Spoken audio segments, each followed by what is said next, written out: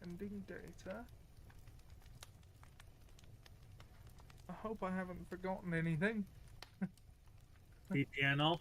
VPN's off. Category is set. The correct channels. Yeah. Pun in the title.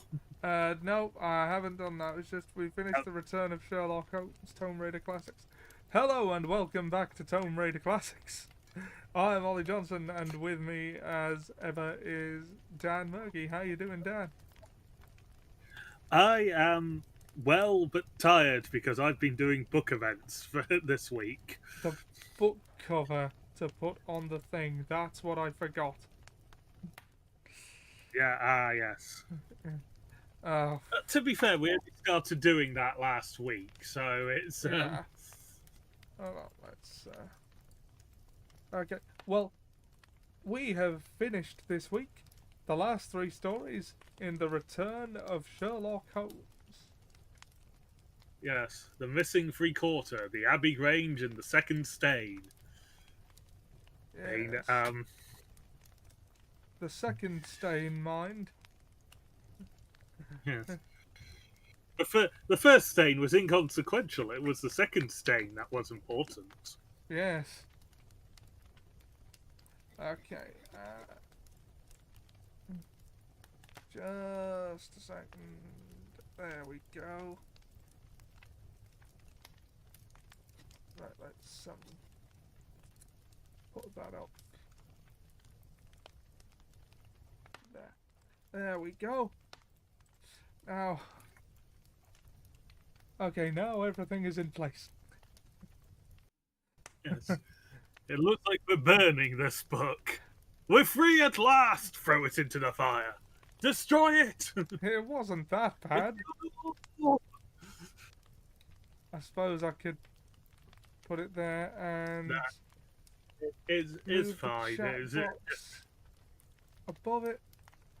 So that the comment... But then the comments will obscure it, but oh well. No, it's fine where it was. It was just... I was just taking the opportunity to make a Lord of the Rings joke. Cast it into the fire! Destroy it! Well... No. Yeah. Isildur! Well, you know how we do with Sherlock Holmes on this show. We give a brief... I say brief. We give a recap of the events of the story and then talk about how we felt about them. And then we have 3 or 4 asides during this process. Oh, at least. Yeah. 3 or 4 asides is a good day for us. Yeah, this is like per story, not like overall. Yeah. So, we start with the adventure of the missing three-quarter. And we begin, as we often do, in 221B Baker Street. Yes, where a large man built of muscle calls upon them after having sent a telegram earlier in the day, which Sherlock... He's described as being 16 stone of muscle. Yes. Yes, and he also imagines he's meant to be quite tall as well. But they receive a telegram on a gloomy February morning where it just says, "Please await me, terrible misfortune. Right wing three-quarter missing. Indispensable tomorrow. Overton." And in a rare moment of Holmes not instantly knowing what's going on, he doesn't actually have a clue as to what Overton wants from them or what it is about. Yeah, that's gibberish to him. Yeah, it's just sort of like, oh, the man was simply too excited. In this case, flustered, worried, rather than happy, happy, happy. So they don't actually know what they're... So it makes sense to them, but it doesn't to the writer, but it doesn't make sense to the receiver. Yeah. So they wait for him for the 16 stone of muscle. And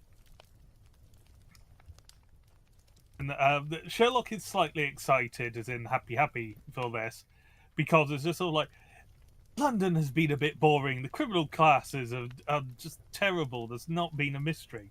At least this promises something, even if it is just finding out what on earth the sender wants from us, and what he means by it. And the Overton in question is a Mr. Cyril Overton. Yeah, who I don't know a thing about rugby, I'm afraid. Yeah, I know a bit about rugby, but I don't know rugby union at all. Or because the chap is a rugby player, Mr. Cyril Overton, and Varsity. He's a student athlete. Yes, he represents Cambridge, and he and his team have come down to London the day before because they're playing Oxford on the morrow. Or later that day. But oh, Seb's here. He said, I hate it when crime rates are low and therefore there's little for me to do. Yeah, that is basically Sherlock in a nutshell. Darn this low inflation. It makes my food feel so cheap. Yes, Lord. There is that. Yeah, Mr. Cyril Overton vastly overestimates sort of the reach of the successes of he and the missing three-quarter, who is Stanton, I believe. Godfrey Stanton. Godfrey Stanton, yep, that's correct. Yeah, because Sherlock and Watson basically look at him and go, who? Because they had some good success in games against Wales in the last year or so while playing for the the English team, assuming again at varsity level. What about the quarter that they're aware of the location of? Well, he's the guy, he's the client. Yeah. Yeah, so Sherlock, having basically humbled him by having no clue as to who he is, does sort of press his he placates his ego a bit by saying that he's never had occasion to look into varsity sport because there's never any crime that happens there. It's a better world than his, he says, something along those lines. Yeah, also he basically admits, my specialist area is crime. If there is not crime involved, I have no clue. To put it into the more modern parlance. And so, this is my hyperfixation. Crime. Yes. Well, it's established in an earlier story, and it's not something just made up for the BBC Sherlock adaptation. That Sherlock doesn't actually know the layout of the solar system, like that the planets go around the sun. Because it has nothing to do with crime, it is of no use to him, so why would he bother learning it? Yeah. Yeah. Games against South Wales like the 19th century version of Cards Against Humanity. He doesn't have the makings of a varsity athlete. The ironic thing is, if it was boxing, Sherlock would actually probably be a reasonable athlete for it. Yeah. Like, Sherlock actually looks up the name Staunton in his directories and comes up short. Yeah. His directories being the files he consults of, like, interesting people where he makes notes of them, of which he had Moriarty's second was in it back in the Adventure of the Empty House. Colonel Sebastian Moran, and was in there, and he like lists a load of stuff. But no, this rugby union player is nowhere in there. None of the team are. Yeah. I mean, the actual what Cyril Overton says is like, I didn't think there was a soul in England who didn't know Godfrey Staunton. Where have you lived? Yeah. Oh. Yeah. He's one of the few people to get away with calling Sherlock Holmes ignorant in any way. Yeah, so that has a slight charm to it in its own way that makes the story slightly different, because we're dealing for part of it in a world that Sherlock does not know. Yeah. Oh, and then that's pretty much after the initial conversation becomes utterly irrelevant, that he doesn't know the world of rugby, because as it happens, it's got absolutely nothing to do with rugby. Though there is a thought for a brief moment that it could be to make sure that Oxford wins on the morrow, because without Godfrey, the team is basically useless. Yeah. And so It's it like, falls they've got to them to spirit. solve the mystery of the missing student athlete. Yes. Yes, in which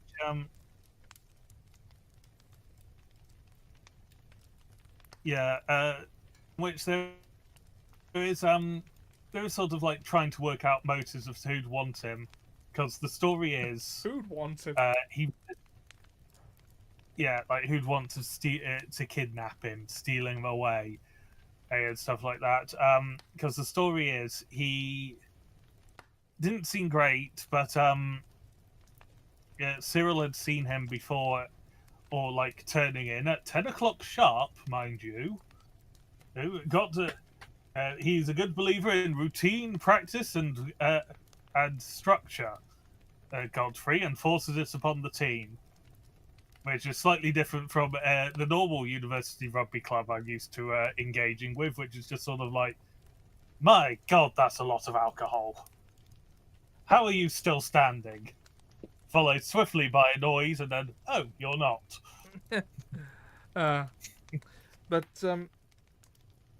So Godfrey Staunton Yeah, is an orphan, but he has a living relative in a Lord Mount James. Who is described as a miser, so sort of the same sort of money behaviours as Scrooge, or the much richer Scrooge McDuck.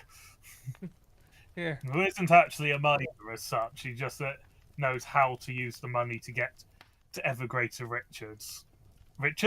Ever greater riches. Well, I'm sure he's met many great Richards as well. Yeah. But the last that was seen of the man was he was talking with an older white bearded gentleman that he was seen walking off with from the hotel by the staff after speaking with him, and they questioned the staff at the hotel before they go up to his room to look through his papers, because he got a telegram about 6 and sent a reply. Yes, Seb, that is correct. The Family Guy version is much more accurate as to what would happen diving into a pool of gold coins in an old-timey swimming suit. It's not a liquid. It's a great many pieces of solid matter. Yeah. Yeah. So Sherlock is looking for the telegraph that he received, going through his papers and like checking if there's any bills or debts or something that would suggest like the kind of person who has taken them away. And he finds he curses a bit that a reply was written in pen that Staunton then took to down to get sent in a telegraph, because he can't use the old perennial favourite trick of rubbing the next page with a pencil to see what was written. So he instead uses a different trick of he finds the blotting sheet that was used by Staunton, because he wrote with a quill style fountain pen, which for those who don't know, ink, when you use it in like a quill or a fountain pen, does not dry quickly. No. So part of what you do with it is it varies a little bit as to how much of this people do. But older inks which took even longer to dry, you'd sprinkle a powder on and then tap a blotting sheet on them. which basically lifts up the excess ink. And I think inks around this point you would just need the blotting sheet on average, rather than needing to sprinkle on top of it as well. I see. Sort of sand or something like that. Yes, creative writing and English literature degree coming in clutch again. For something I'm not being paid for. So I'm not making money from this either. Yeah, I know. It's just sort of like, this is what my degree is doing. I'm providing useful facts. That's for something we do for fun. Yeah. £60,000 well spent. Yeah. Yes. So the I regret nothing. Yeah, no, nor do I really. That's how we But met. yes, this is what this is what a blotting sheet is. This is a sheet you use to lift up excess ink from writing in an old-time quill or fountain pen. And the ballpoint pen really did wonders for making writing so much easier. Yeah. Because you imagine you would have gone round with a pencil at this point if you were expecting that you needed to write on the go. But even then, to sharpen a pencil at this point, you needed to carry a knife with you. The ballpoint pen is just simpler. Carry a knife to sharpen a pen. That seems really weird to me. Yeah. Well, we've always grown up in the age of the pencil sharpener. But if you think about it, a pencil sharpener is basically a razor blade attached to a piece of plastic. Just slightly thicker, so... So just when you said old-timey quill, I just imagined Star-Lord dressed as some kind of Jane Austen character. What? I say, Star-Lord, why do you want to save the galaxy? Because, Rocket Raccoon, I am one of the Aegis who has the misfortune to live in it. Quite so, quite so. Quite so, Star-Lord. The point well made. I am Groot, said the Earl of Groot.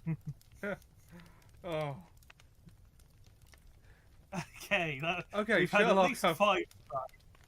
We've had at least 5 asides, which is semi-appropriate for a rugby story. Hey! Make that 6. But,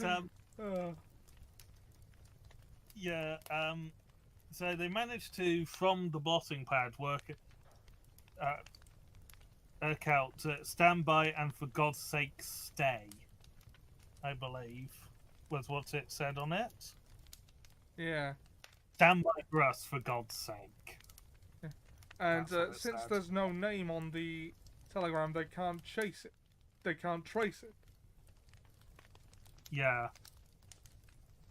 So Sherlock goes to the post office. Yeah. Well, they have a brief encounter at this point with Lord Mount James, who has come in and is being curmudgeonly. He doesn't want a detective involved in this because he is so like, and who is going to pay for this? Do you have the money? It's Cyril. And it's just sort of like, I am sure that Godfrey will have the money to pay for the detective by once he is found. It's just like, no, because Godfrey himself what if he is is actually never found? What then? Who's on the hook for the bill then? Well, and it's like, well, I'm sure his family, and he doesn't even get that out. Yeah. Like, No, you will not see a penny from me. You won't see penny one from me, you slag. Yeah, out and that it's just sort of like Sherlock then posits a theory he reveals he doesn't believe after Lord Mount James is gone, but he then posits the theory that Staunton, his nephew, has been kidnapped to provide information on his comings and goings and the layout of his house, so that the thieves who have taken him can rob Lord Mount James. And that changes its Now, tune Sherlock, pretty damn quick. yes, it changes its tune that he takes them on the investigators if they should and to let him know if they should want for a fiver or even a 10. So Oh, he's no. willing to pay up to £10 for their services. Which Which, in given today's money, in 1905, or at least that's when these stories were published, in yeah, today's money is £1,081.55. yeah. In which this is sort of like with open-ended, no sort of set limit onto the contract he is willing to pay up to that, which I think for private investigators would probably amount to less than 5 days, depending on what you got them to do. Oh, but anyway, okay, that assumption is also based a lot upon media representation of private investigators rather than actual experience and research into it. So, pinch of salt. Yeah. But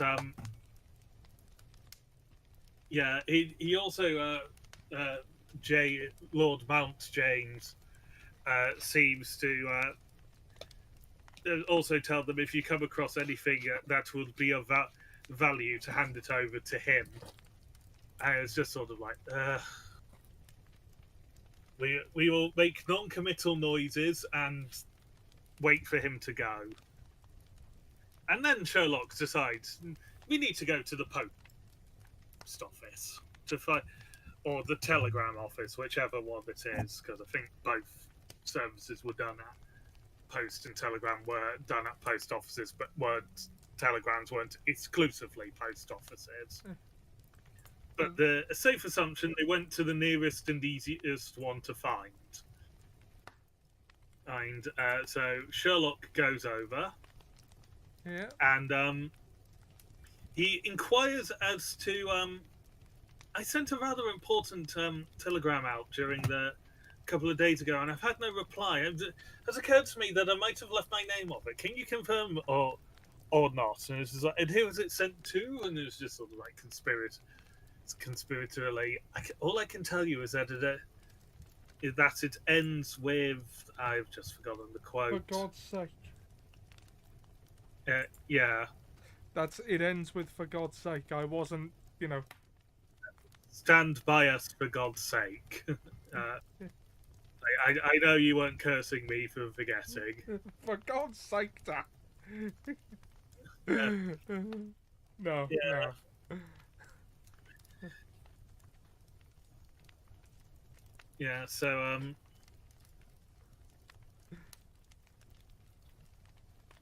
Curse Dan, he deserves it. No, I will not. yeah, What's Dan but what's Dan done to piss you off? still not entirely sure what I've done to piss someone else off, in all honesty. But do my friends just not like you? well, I know some people like asking the annoying questions, like the parrot one. Let's not get back into that. I can come back with the parrot that comes up in Animorphs. Yeah. But, which we will return to next week. But yeah, the person who's going through sort of like the copies that they have noted down so that they know what they're actually sending off confirms that no, they didn't sign the telegraph they supposedly sent. And Sherlock goes, "Oh, that explains why I haven't replied. Good day," and leaves. It's just sort of like, you're not going to try and hold up the illusion of needing to, get a reply to this. And just no. And he goes to Watson. Yeah, that was easier than I expected. I had 4 plans for how to get a look at that telegraph. I didn't actually expect the first one to work, because while the person was shuffling through them, they took it out and put it down after confirming looking at the last line, which gave Sherlock enough time to read it, to get an address off of it to where it was sent, which has given them a clue. Yeah. A clue. Yeah. Yeah, which is a Dr. Staunton, Dr. Armstrong even. I just, yeah, Leslie Armstrong, in which a medical academic back home in Cambridge for Staunton back home, and Watson realizes how much he's gone out of the loop, sort of like on medical circles since he stopped his practice and moved back in with his hetero life partner, Sherlock Holmes. Yeah. Because he has no idea who Dr. Leslie Armstrong is. And he is a well-noted he was a practicing doctor, but he's now more of a lecturing doctor because he's a resident doctor at Cambridge University, or resident lecturer at Cambridge on medicine, along with writers of various papers and on medical subjects. Yeah, well, they go to see him, and he does, well, I don't want to say admit to, he does let them know that, you know, he's friends with, oh, I've forgotten the name. Yeah, he is, a quote unquote, has an intimate connection with Staunton, or intimate friend of his, Yeah. which is good friend or family friend sort of thing, not we've slept together, as intimate friends would be now. Yeah. We are intimate friends. Are you trying to make fuck buddy sound polite? Yes. No, when they say intimate friends, they mean like close friends, not, you know, roommates. Yes. Yeah, so, the joys of how language change. Yep. Yeah.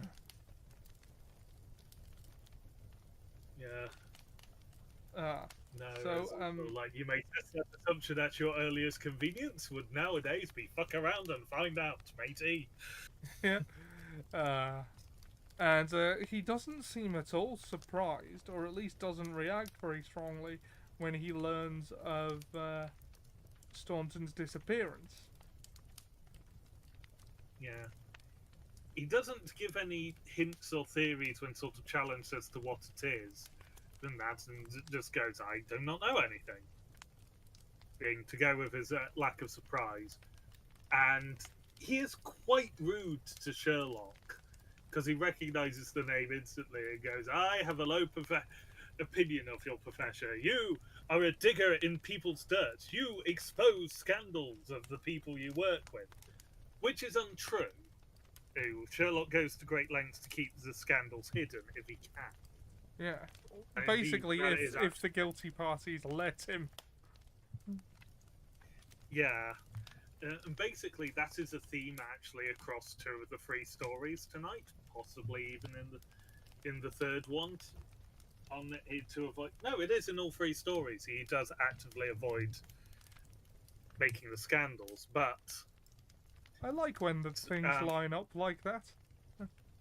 Yeah, but Armstrong has this low opinion of Sherlock, having not met him before and only sort of heard by reputation, which it will make it look like that, because hearing of like Holmes's exploits, of course you're going to hear the things that it sounds like he's digging into people's business and unearthing scandals, because you don't hear about the ones where he doesn't reveal the scandals, because those stories just stay quiet. Yeah. So it's sort of a bias of the few ones where Sherlock isn't able to hide the scandal makes him look like a pap zone to an extent, on how much he's digging into other people's business for scandal. Yeah. Well, it's visibility bias, I suppose, would be a term. Yeah, and there is a second factor onto it, which is revealed much later, is that he thinks Sherlock is in the ploy of Lord Mount James, and he is trying to protect Staunton from Lord Mount James cutting him off, basically. So learning that Sherlock isn't in the employ and Sherlock giving words of honour and promises that to not reveal scandals. Staunton's Armstrong's impression of Sherlock changes quite a lot within about 2 paragraphs later on. After they leave, Sherlock notes that if he had turned his mind to it, Armstrong might actually have been a fair candidate to replace Moriarty as sort of like the arch criminal. They several times fail to tail him.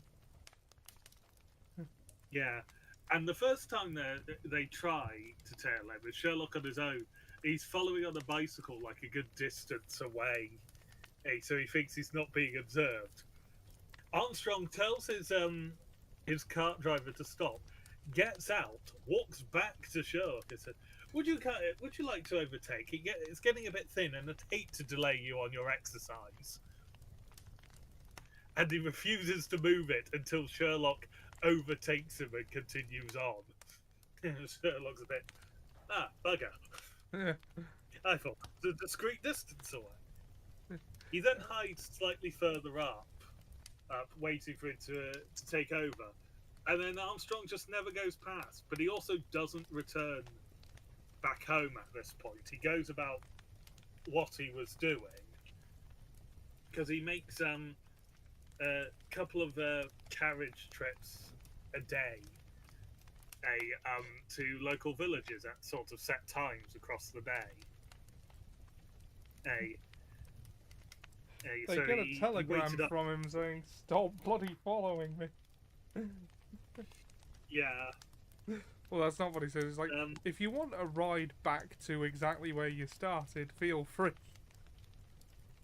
That takes about 3 hours. Yeah, so they put a stop to it, and Sherlock then spends the next day going through like the local villages that he supposedly makes his stops at, chatting with publicans and sort of other places where talk is common and cheap, where rumours and gossip mongers go. And he gets nothing. He can't work out where they're going. And so it goes back to the next day. Sherlock is sitting because they've rented a room at the front of an inn that is helpfully directly opposite Armstrong's house, so they can observe his comings and goings. A lot of good that's done them. And they've read in the local paper that Oxford won. Cambridge put up a good fight, but without Stanton, they were not enough. Yeah. So they're just sort of like, Yeah, well, the fact that Staunton has also not reappeared after the match has been lost also lends credence as to why Sherlock discarded the kidnapping so Oxford would win. It was just seemed like a pointless thing to do. Yeah. It really serve surely anyone. kidnappers would have let him go by now if that were the case. Yeah. Yeah. I would like to think that he still put out feelers for any unusually large bets being placed, but yeah. So Watson revealed earlier in the story, part of like Holmes as to why he's finding things a bit more boring. It's not only like the class of crime is lower, but he has also Watson has forced Holmes to kick the habit of his cocaine that he used when things were getting dull. And he goes. So when he enters the room and sees him with this hypodermic syringe. And he is worried, but what Holmes is like, no, it's not for this. This thing is going to help us crack the case wide open. Staring at it, just sort of it.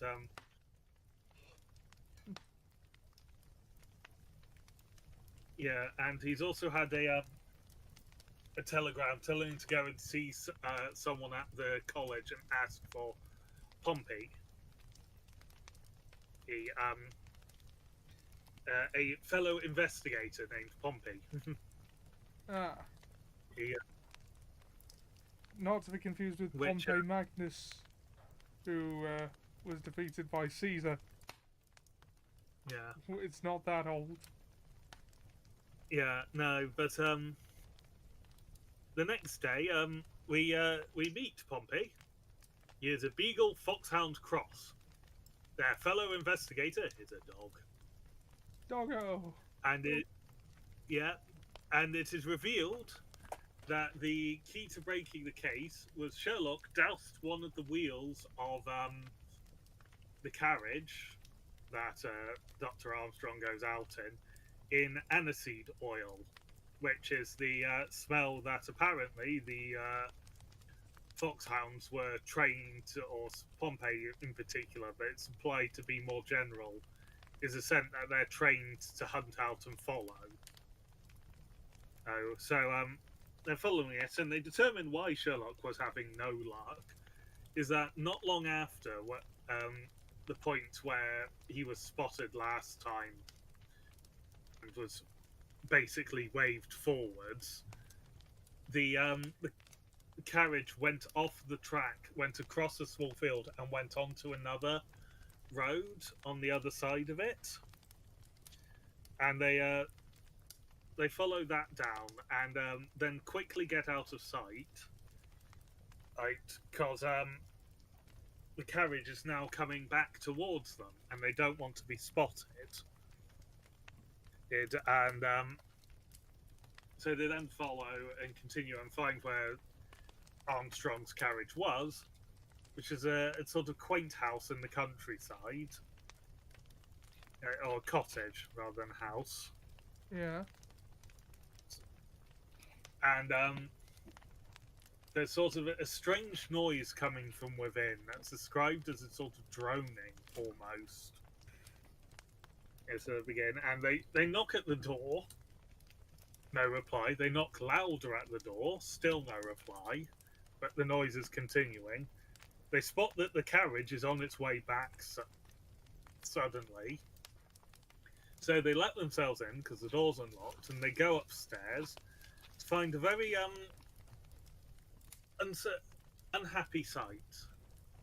Staunton is there, sitting at the bottom of a bed, weeping uncontrollably, which is the droning sound, holding the I think, no, he's not holding the hand if he's at the bottom of the bed, because that doesn't work. But in the bed is a beautiful young woman who has died. And Holmes Staunton goes, is... "Are you Godfrey Staunton?" He says, "Yes, but you're too late." And he seems to think their doctor's come to help. Yeah. Yeah, but Armstrong comes in and basically drags them out and chews them out for a moment to carry out a man when he's at his most vulnerable and he doesn't need this sort of thing. And this is where Sherlock reveals that he isn't working for the uncle as opposed to the assumption, and he would rather keep the scandals quiet, given that no law has actually been broken. It's just he was here to investigate the disappearance and nothing more. Which, mystery solved. Yeah, and Armstrong is he's apologetic to an extent for how he was when they first met, but he almost treats this as, he sort of resets it as sort of like, okay, now this is the time that we first actually met, as both sort of, we know the intentions and we're sort of at ourselves, we're not guarded against each other. And he reveals that that Staunton had got married in secret to a very smart, very beautiful, well-liked young lady, but it was being kept secret from Lord Mount James because he would use this as an excuse to cut Staunton off from his inheritance.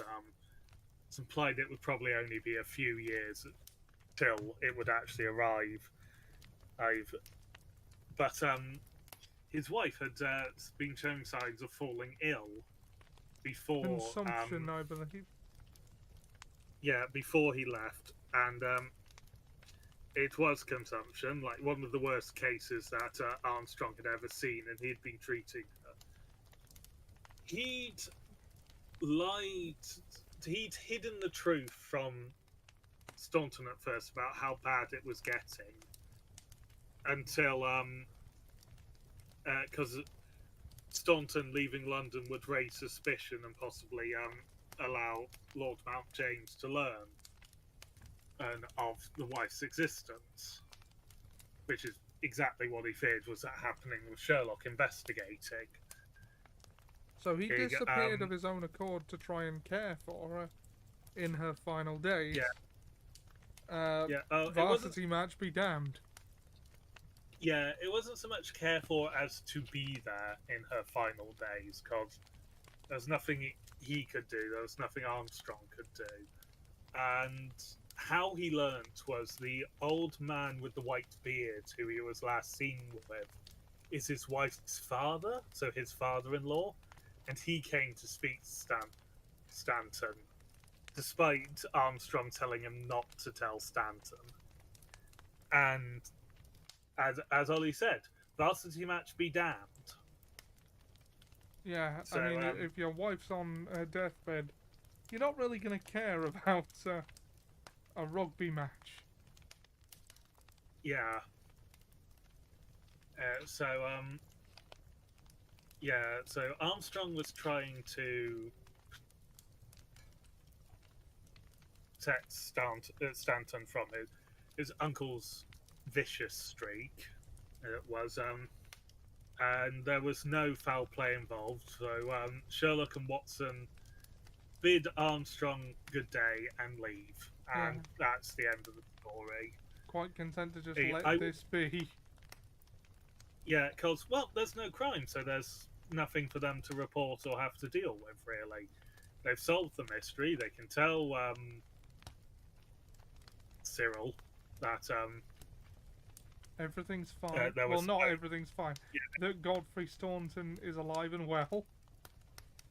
Yeah, and that there was nothing involved in his disappearance that should worry you, other than the fact of secret wife dying. But they wouldn't mention that bit to it. And given the sort of they were wanting to, Armstrong was wanting to avoid Lord Mount James cutting off Staunton and from his inheritance, I would imagine that within sort of the universe of the story, when Watson released it, Lord Mount James had died before then. Because they do go to efforts on some of the stories to say that names and such would be changed so you can't place it. They do that in the third story to an extent, and then give information as a sort of obviously this sort of we can place the nonsense that has happened for a lot of this onto figures who are probably still active in public life. But that's 2 stories time. We will get to that. Yeah.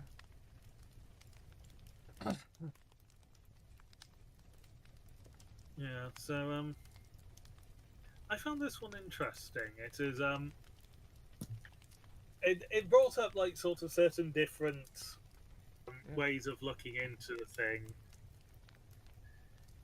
It advanced the sort of personality slightly of Holmes having moved away from his chemical dependencies, as it was.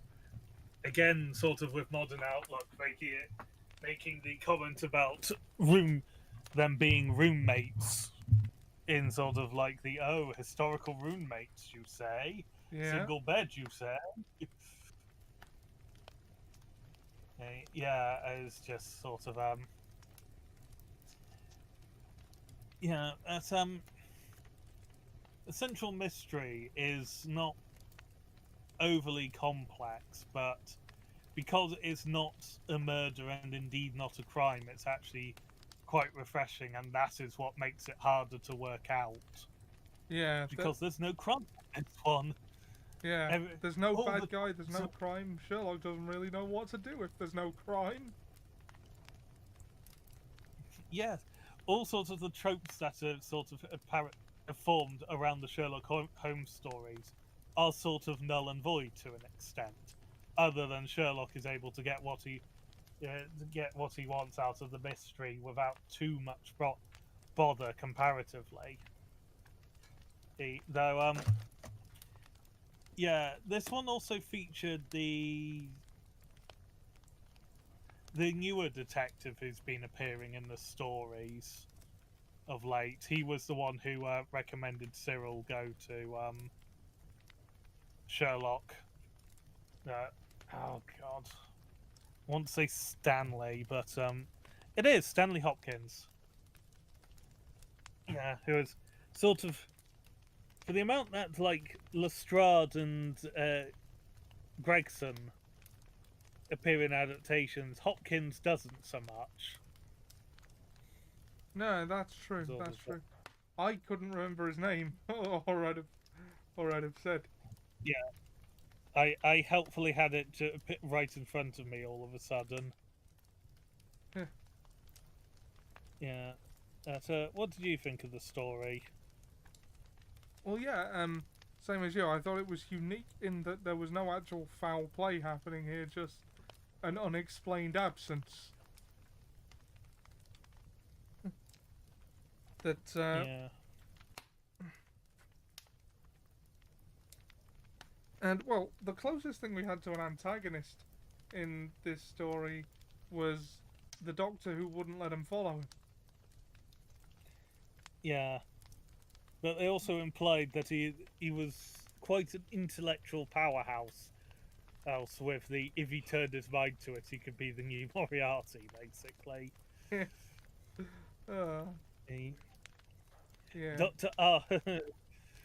Dr. Armstrong replacing the Dr. Moriarty. I don't think Armstrong would have caught on quite as well as sort of an overarching villain name in the same way that Moriarty has. Yeah, so it's a bit different. They also referred to him as a football player and the varsity football team and matches because it hadn't been just called rugby union at the time. It was shortened to football from rugby union football. Because logic, the game that doesn't use the foot on the ball, is the one that got shortened to football in this story. Yes. Yeah.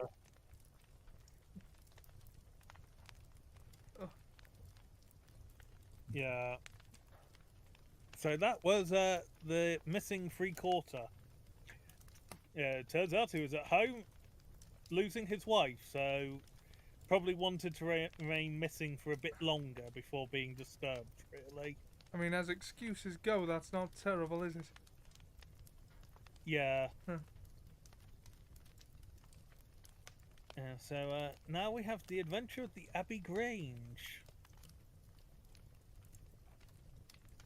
in which we start once more in 221B with Sherlock Holmes waking Watson up very early on a winter's morning, to go, "Oh, come on, we're due in Kent. Come on, quickly. There's been a Get murder. dressed, we're leaving." Yeah. Don't know why a Londoner would speak as a Scot to talk about a murder in Kent, but yes, there's been a murder. Sorry, that was probably not a great. I know. I know. I've been resisting doing it as well throughout the whole thing, but yeah.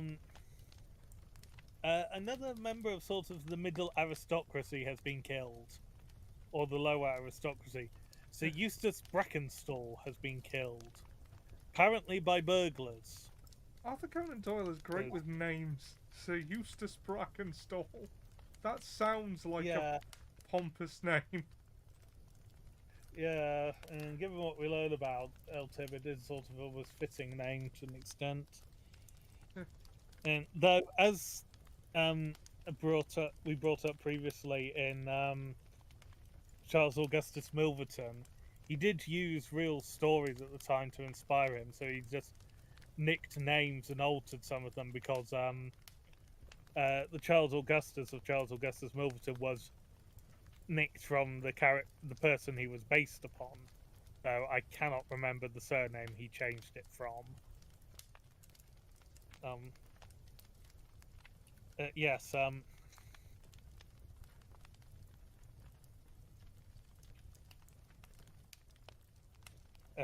They they arrive, and Holmes has concluded that the crime must have been committed before midnight because it's 3 something in the morning when he's been informed, and by that gets his telegram, and by that point they would have the crime had to have been discovered, sent sent to London, detective arrived, and then send off for Sherlock because Stanley Hopkins has been called for this, and he meets them at the station and tells them that the crime scene is untouched other than for freeing the lady, because it did not seem right to leave her there. It raises a bit of a question for a moment, and as we learn when we get there, Sir Eustace, or there's actually a bit of a departure from the usual procedure of how these things happen, with Sherlock normally observing the crime scene, then talking to any witnesses. He talks to the witness first, and then looks at the crime scene. And Lady Brackenstall tells Holmes that their marriage was not a happy one, that Sir Eustace is basically a drunken braggart most nights. Yeah. Right, so abusive dickhead. And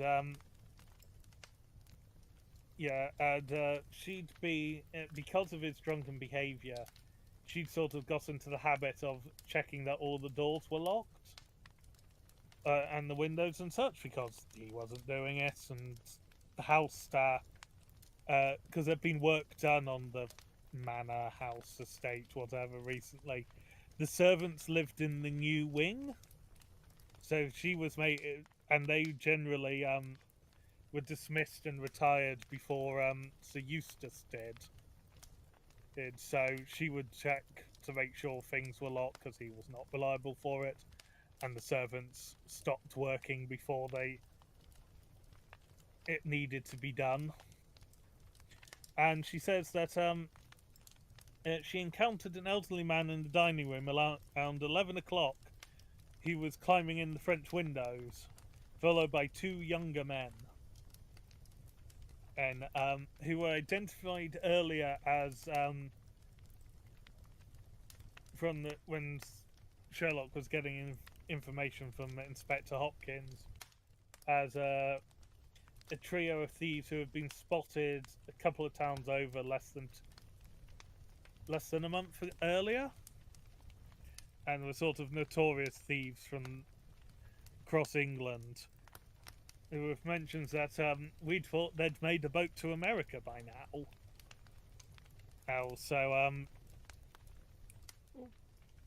Yeah, there's but it matches the description given these 3 characters of them. She was struck in the face because she had a large bruise over her face, and was tied and gagged on one of the oaken chairs.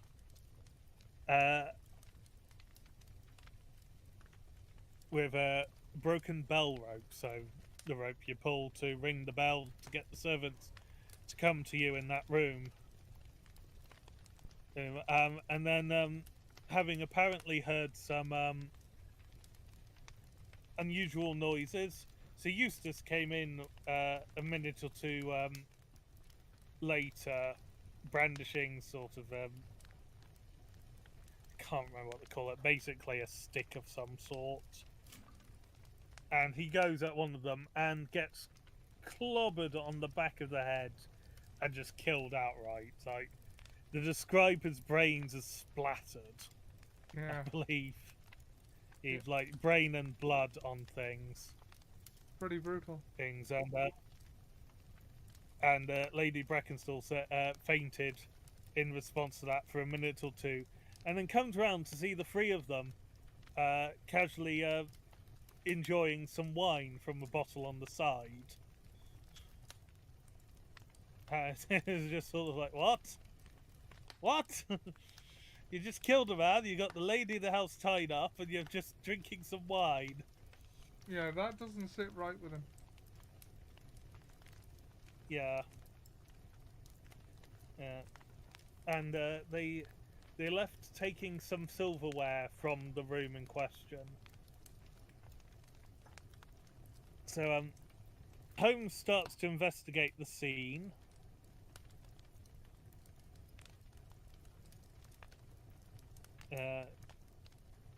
Yeah, and also so Eustace's body is still lying there. Holmes investigates the chair and the knots that were tied to keep. Didn't he pour petrol on a dog or something? Yes, we learn in a moment because he examines the scene and speaks once more with Teresa, Lady Brackenstall's maid. Brackenstall's maid. Because Lady Brackenstall is from Australia originally, and her maid came with her. Just a fact about the character that is actually relevant. He examines the knots, he examines where the bell pull was broken. Questions the logic of. He looks at the wine. And yeah, and is confused as just sort of like there's the beeswing's dregs, which are throughout the bottle when he looks at it, are only in one of the glasses, which confuses him slightly. Yeah. It's like how. Yeah. I'm having trouble remembering this one, to be honest. Like, there is a trick to this, but I can't remember what it was. Yeah. Just as a small note, the beeswings is sort of the visible formation of one of the chemicals in the wine. I think it's potassium, and like how it looks. Yeah, they are not actually the wings of bees. No. That is the only sort of aside on it.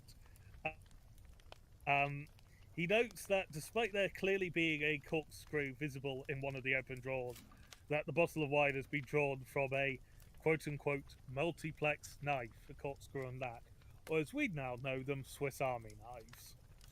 Ah. That style of knife. Holmes is actually a bit annoyed at all of this because he does speak with Teresa and learns and has confirmations of the bad behaviour of Sir Eustace because, as you were said, poured petroleum on Lady Brackenstall's dog and set it to light, and threw something quite heavy at Teresa as well. Elsa is not happy about that. Yeah, and Sherlock's a bit put out because it's just like, why did you call me for such like a ready solved case? Is just sort of like with the scene and the testimony, you know exactly who's done it. There's no mystery here. Why did you call me? Grumble, grumble. I got up at 3 o'clock in the morning for this. Grumble, grumble. It's cold. Grumble. Yeah. Or, yeah, but there are a couple. Yeah, there are a few things that are confusing him. And though, because they leave and then he comes back. Then they come back, and there's a few things that are confusing him because they're actually on the train when he finally talks himself back in. It's just like, no, we're being tricked. Because he concludes that the lady and her maid are lying about something because there's just holes in there, like we said, pulled down the bell rope, but the bell rope was clearly cut. Yeah, because he had a look at it. It's I nearly fell off the blooming mantelpiece doing it, by the way. So he concludes that they can't trust anything that they've been told, and that for some reason the story of what happened is completely fabricated. Yeah.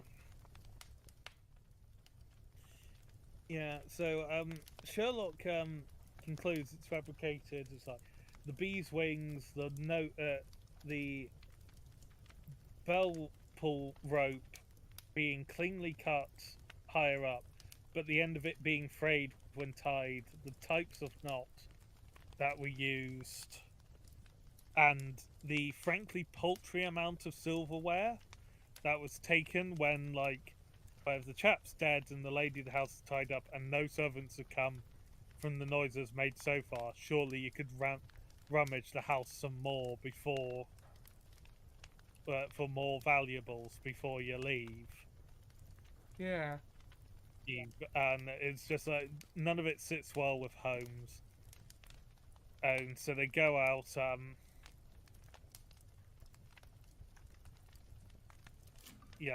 He goes and demands the truth from them before they leave the second time, and they don't change their story at all. Or he goes. While they're leaving, there's a pond that they pass, which is frozen solid, apart from a hole in which a swan is currently swimming about in it. He writes a note at this point and sends it off. Later, we learn to Hopkins, Who he calls in that evening.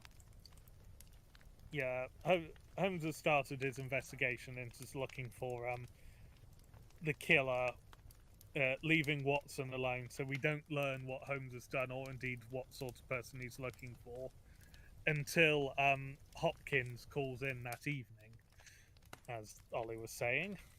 Yep. And says that he found the silverware at the bottom of the pond, where Sherlock suggested it would be. Yeah. And Hopkins concludes that it's a temporary hiding place, sort of avoid any heat having, just killed someone. I thought we'll come back when it's quieter, is his conclusion. But the main sort of thing that shoots a hole in the story is that Hopkins has found out that the Randall gang, as they were called, the father and two sons who have been doing the robberies in the local area, were arrested that morning in New York. And so could not possibly have been in London. Yeah. Now, this is before the airplane. And so a trip to New York at this time is measured in days to weeks on the boat, depending on how good a boat you get. So unless one of them is secretly the Reverse Flash, this is quite the hole in the story. Reverse Flash or a teleporter of some sort. Yeah. Though again, if they were either of those, the robberies would be so much easier and so much more lucrative. Yeah, they wouldn't bother with silverware. Yeah, the crown jewels will be just stolen every other day. Oh. Yeah, but they are joined slightly later that evening after Hopkins has left. After Holmes has sort of dropped another clue for him at this point, and they're joined by a Captain Crocker, who Holmes demands the full story of what it is, and we learn that he investigated specifically looking at sailors due to the knots that we used to tie Lady Brackenstall to the chair, and the fact that a Swiss Army knife style item would be something that a sailor is more likely to have, and also like the convincing fraying of the end of the rope as well suggests someone who has to work with rope a fair amount, which even not so much nowadays, but even at the time, skill with rope was still quite an important thing for getting your ships going. Yeah. Even though this wasn't like the height of the age of sail. I mean, rope was still very widely used. Yeah, it's still used a fair amount now, just not quite as obviously. Yeah.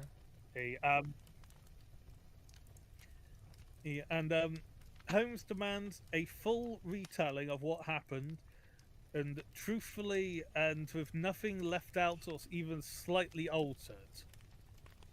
Oh yeah, the reason it was Captain Crocker, he concluded, is because Captain Crocker was the first mate on the Rock of Gibraltar, which was the boat that brought Lady Brackenstall over from Australia. He is also the only member of that crew who is now not on that ship, having been promoted to a new ship that is still in London, or is still at port, and hasn't left yet. Whereas every single one of his crewmates is not in London, is not in England, and hasn't been for a few weeks. So he is the only possible candidate as the sailor that she has interacted with. Yeah. Really, in his mind, they're still a bit of a leap, but it turns out they met when she was being transported from Australia. That's transported from Australia.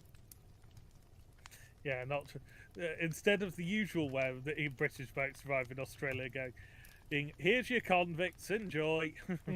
Yeah, have some crime. Find us in Botany Bay. Apparently Crocker fell in love with her. She didn't necessarily reciprocate, but then it sort of implies that she does at least feel for him. It's a bit vague on the specifics there. Yeah, it's he fell head over heels. But they didn't get together, basically, is the heart of it. Yeah, he said he kissed the deck because he knew she'd walked on it. He was quite taken. Yeah, but they'd chanced to meet in town while he was waiting for his command, basically, to be ready. And a chance to meet, and they got to talking, and she'd confided in him of Sir Eustace's abusive behaviour, and he met with Lady Brackenstall, who first name we learn is Mary, which I think is the third or fourth Mary we've encountered now. Yeah. With Sherlock Holmes stories. He's Lady Mary Brackenstall. But they come to sort of meeting up in secret. I was just saying how good Arthur Conan Doyle is with names, and then I remembered that he named both Moriarty brothers James. He is good sometimes, other times not so good. Yeah. But then again, James Moriarty is a name that's so good you might as well use it twice. I suppose. It just would have been better if it had been a cousin rather than a brother. Yeah. But a cudgel, that's the kind of stick. It just... Sorry, that has been bugging me since I couldn't remember what it was. But while they were having their latest sort of meet up and have a glass of wine, as it were, So Eustace bursts in, insults Mary, and then batters her with the cudgel. He then tries to go at Captain Crocker, who, in self-defense, splatters his brains across the room with a single swing of the poker from the fireplace. Yeah. It is. Nice. It is over quickly. Yeah, and one of the other clues or holes in the story we didn't mention is that there is a blood stain on the chair underneath where Lady Brackenstall was supposedly tied at the time the blood stain could have been caused. Yeah. And they conclude that there's probably a matching one on the bottom of her dress as well, which was a black night dress, it was described as, or no, evening dress rather than night dress, because night dress would have been bed clothes. Yeah. It's an evening dress. Sort of, you're preparing for bed after you get out of those. Yeah. And, this book was published in 1905. Is the difference between saying she was dressed for dinner and she was dressed in sexy nightwear, basically, for this? She was not meeting with the captain in her bra and underwear, basically. She was meeting in a semi-respectable dress. Yeah. Not one wears something one wears when one is on the pull on the night out. Yeah. Oh, but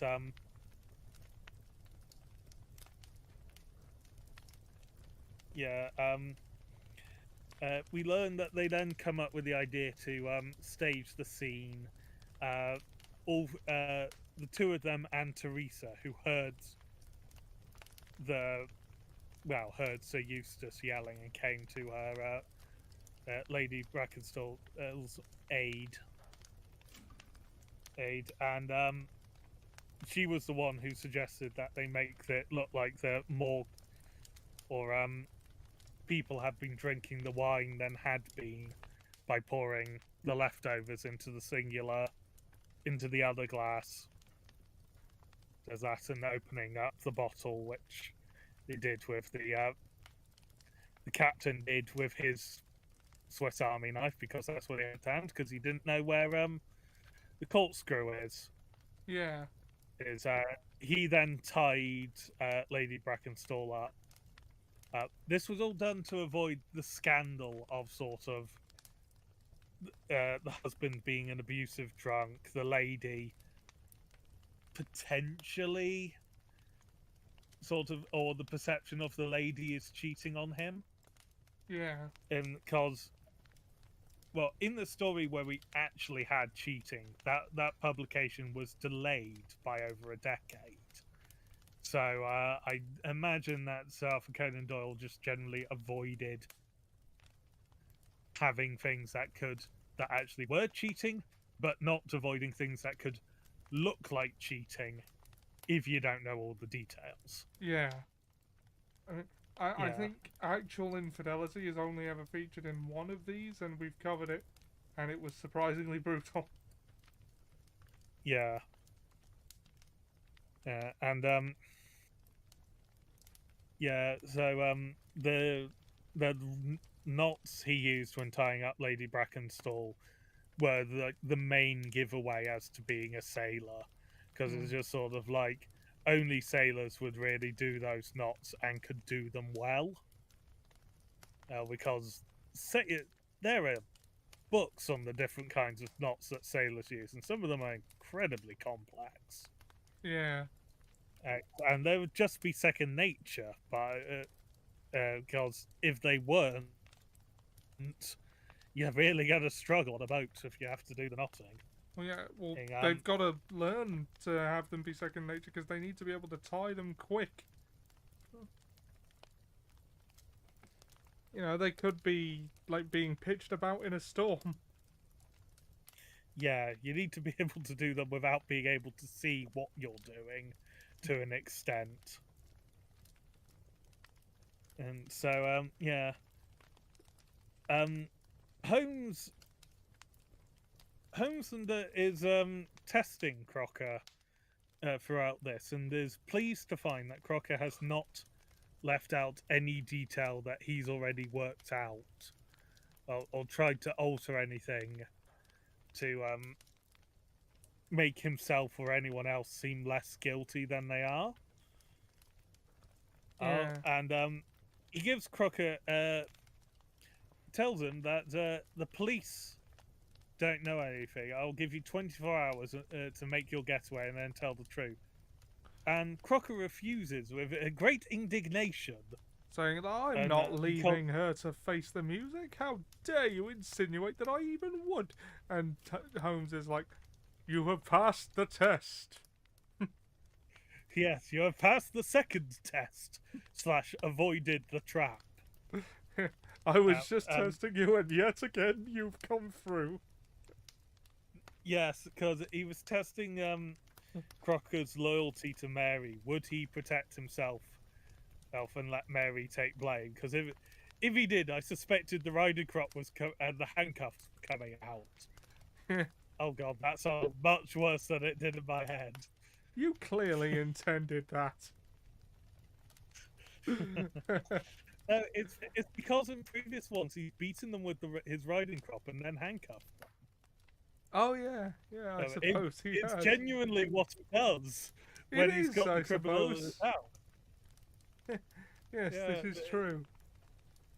Yeah, but it does just sound so much worse as well. Oh, because because I suspect that other than the surprisingly kinky sounding thing out, if Crocker had accepted the offer, he would have been knocked senseless and then handcuffed and handed over to the police as the killer. Yeah. But he doesn't do this. So Holmes is like, well, I gave Hopkins an excellent hint, and if he...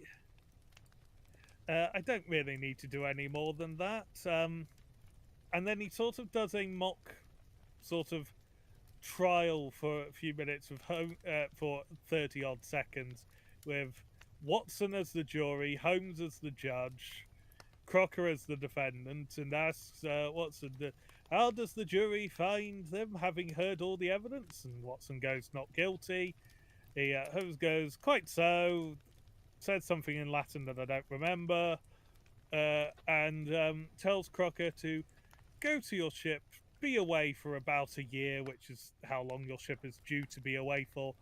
Come back, and then you can pursue your Mary Brackenstall once all of this has gone under, and there'll be no sort of signs of impropriety or scandal. Now, yeah, and that's where this one ends. And I kind of like that this one is unique in that Sherlock Holmes deliberately didn't apprehend a murderer. I don't believe that has happened before. No, it has. Charles Augustus Milverton. Yes, it has. He didn't. This one is. But that is also in this book. Yeah, this one is slightly different in that it is technically self-defense. They didn't set out to kill them. They then, whereas in Charles Augustus Milverton, that is just flat-out murder. Yeah. So the lesson being, in latter day, in the later Sherlock Holmes stories, you'd better hope he didn't think you deserved to die. Yeah, there was the Blue Carbuncle as well. It's not one with a murder, but it is one with a thief in, where he lets the thief go without any consequences. But that's because he believes that his rough manner in throwing him out, and the man's own fear over the punishment for what he had done, will be enough to keep him on the straight and narrow for the rest of his life. Also, Sherlock can still just drop at any point that this man is the one who stole it originally. Yeah. Yeah. So, it's... I don't know whether it's part of sort of Conan Doyle trying to recharacterize Sherlock a bit to be a little less palatable by the general public, because, as we've stated before, it's recorded that Conan Doyle hated writing Sherlock stories and thought it because it took away from the stories he actually wanted to write. His historical novels. Which, of course, are not remembered. Yeah, which, of course, are, pardon me, not commonly known by people or adapted to near death. I think I've probably said this a bunch of times, but he's recorded, I think, as saying, "I must save my mind for better things." Yes, I believe that is the quote. Yeah. So, yeah, it's whether that is true with sort of like the recharacterization, or whether it's sort of like the nobility of what is right versus what is the law. Yeah. Or cause but this is also the same person who has the line of the natural fairness of the British criminal system, or the British justice system. The sort of like, it's hard to get a mark on what the man actually thought of the judges and the courts. Yeah, I would be inclined to agree with you that he was just trying to make Sherlock Holmes less palatable so that people would let him stop. Yeah, it didn't work.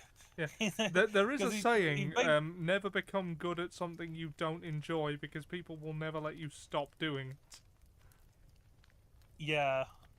Well, that's said put in the comments. Isn't it always the way you become known for your least liked project? Yeah.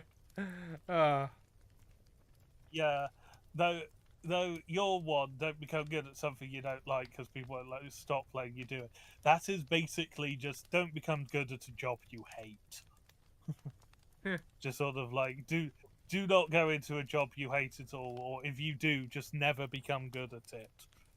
That is a time in which I would say weaponize your incompetence, as opposed to the time in which I most see it as men doing household chores badly, so the wife will just do them. Don't do that.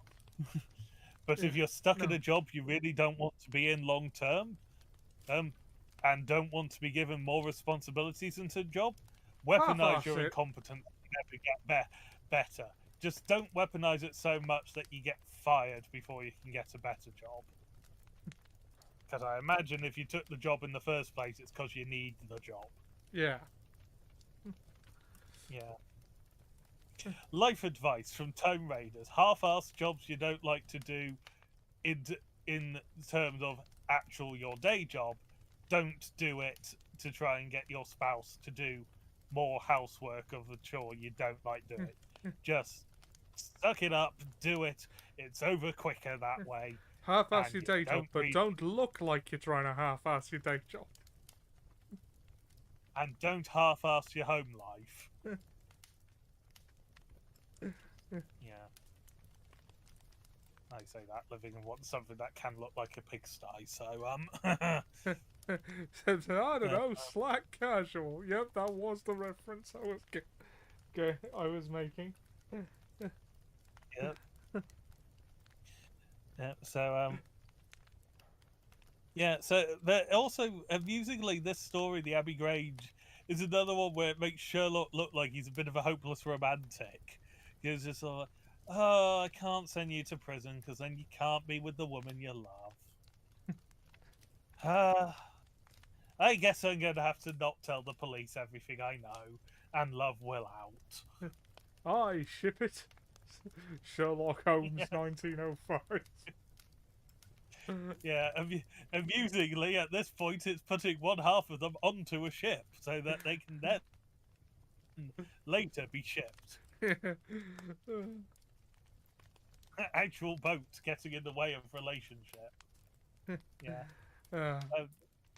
Yeah, if memory serves, Sherlock is reasonably sure that they will find someone that will be convicted for this crime, even though they didn't do it. Which, poor form, Sherlock, getting someone arrested for a crime they didn't do. granted, like a 95% that the person who will be arrested for this crime they didn't do has other crimes that they did do and haven't been arrested for. But still, poor form, Sherlock. Yes. Most unkind. Or maybe you'll get involved in those ones and provide ample evidence for the other cases, and this one just gets tried with it. It's like, well, they thought it was them, and I sent them to prison anyway, so they might as well have this on top. Oh, that's the noose, is it? Yeah. Yeah. Yes. Yeah. And we come on now we have to the final story in The Return of Sherlock Holmes, The Adventure of the Second Stain. yes. It's It is yet Yeah, another this avoidance story- of scandal. yes. Though this one felt like a bit of a nothing story to me, I'm not gonna lie. It not did one sort to of get end there the- in the end. Yeah, not one to end the compilation on, I would say. Well, Sherlock Watson goes to the start at the beginning as a sort of like, I had intended the adventure of the Abbey Grange to be the last of those exploits of my friend, Mr. Sherlock Holmes, which I ever communicated to the Republic. No, to the Republic! To democracy! Yeah, I get that line as less Dr. Watson and more Arthur Conan Doyle. For God's sake, please let me stop. General Sherlock and Ava Brana in the bunker. Shall we move in and capture them? Who are we to stand in the way of true love? All due respect, General, but are you on crack? There is a non-zero chance he does use it. Well, he did earlier, but not by this point. Yeah, Watson won't let him. He has to hide Yeah. his drugs.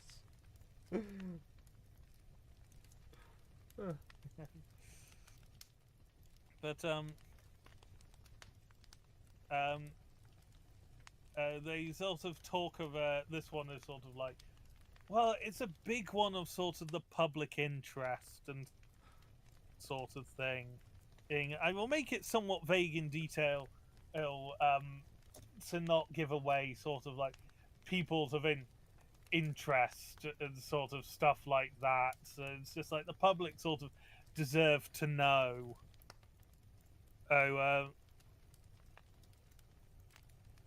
It's just sort of like they go like that. So it's just sort of like, okay, we won't talk about things. No, they just mention job titles galore in this. As sort of like the only one who doesn't get respect is the foreign, who actually gets sort of like kept secret as to what it was, is the foreign leader, not the prime minister or the European minister who appear in this story, not the spy, and not the villain who kills the spy. Yes, giving away a lot of points in that conversation. Yeah. But Sherlock and Watson have a very confusing moment at 221B Baker Street, where the current Prime Minister and the current European Minister, which would probably now just be Foreign Secretary nowadays, Yeah. is just come in to 221B Baker Street.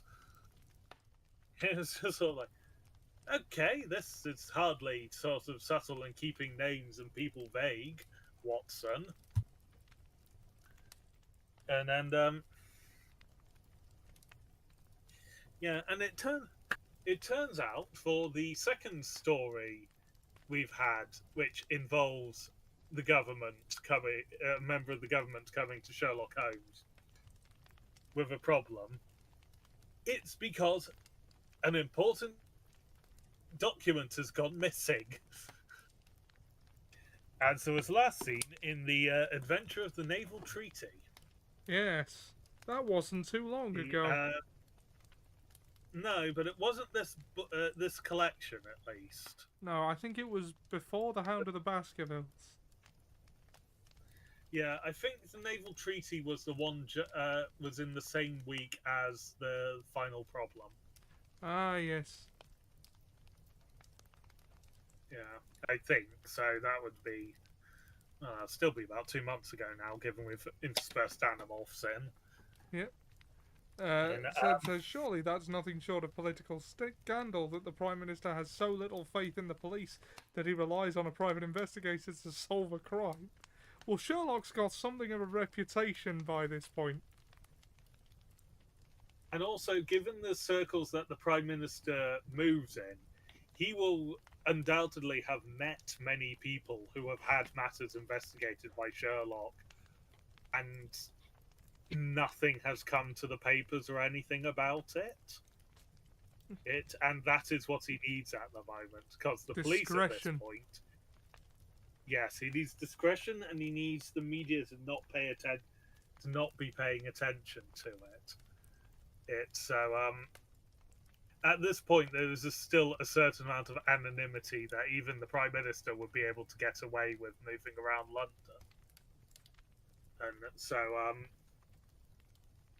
yeah, because there's not 24-hour media, he's not being hounded by the BBC every step.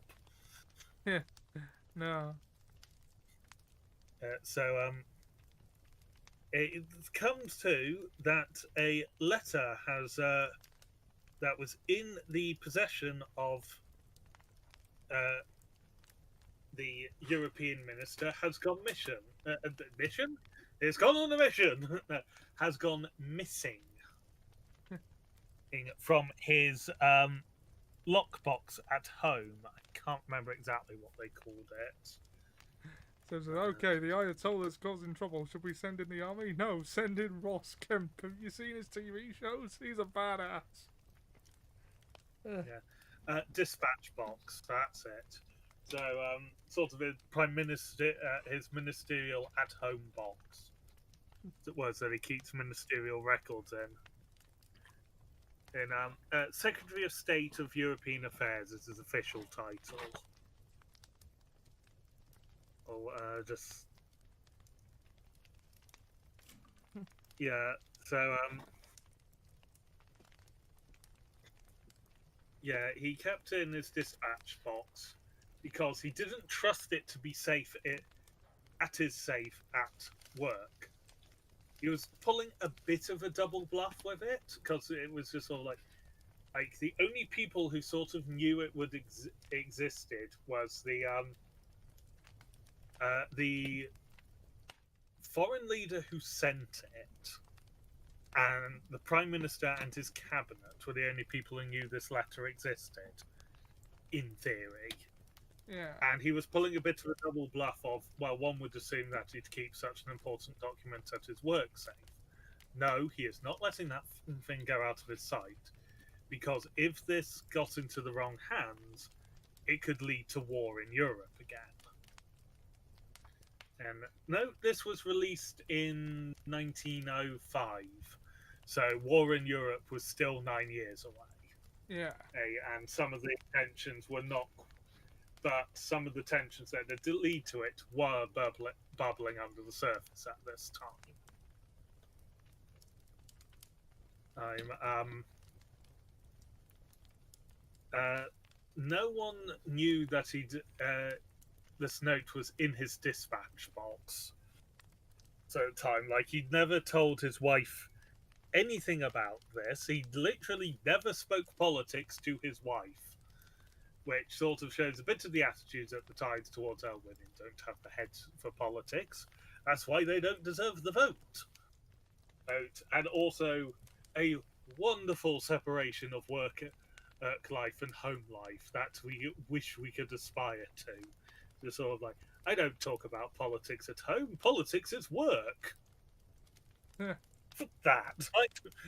I just want to sit in a room, smoke a pipe, read a book, look with my wife who is sitting in the same room, probably doing some sort of cross stitch.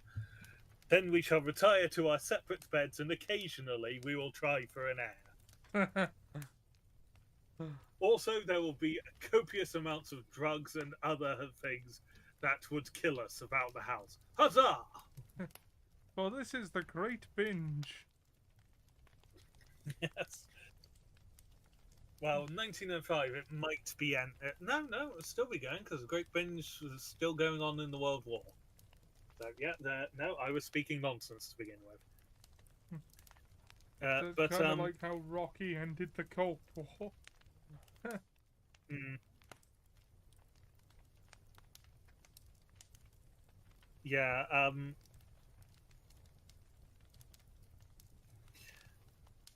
Lady Hope,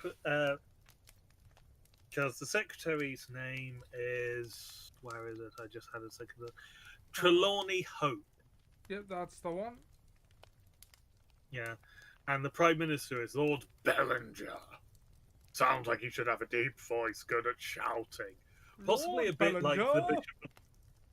Yeah, possibly a bit like the Bishop of Bath and Wells from Blackadder season 2. Yeah. He said, "I am." I am He'd be eating the Bishop eating of. Bishop of Bath and Wells. Yeah.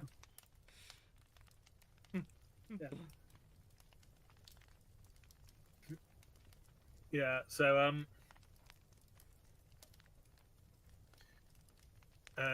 yes, now I remember. There was a. So hey.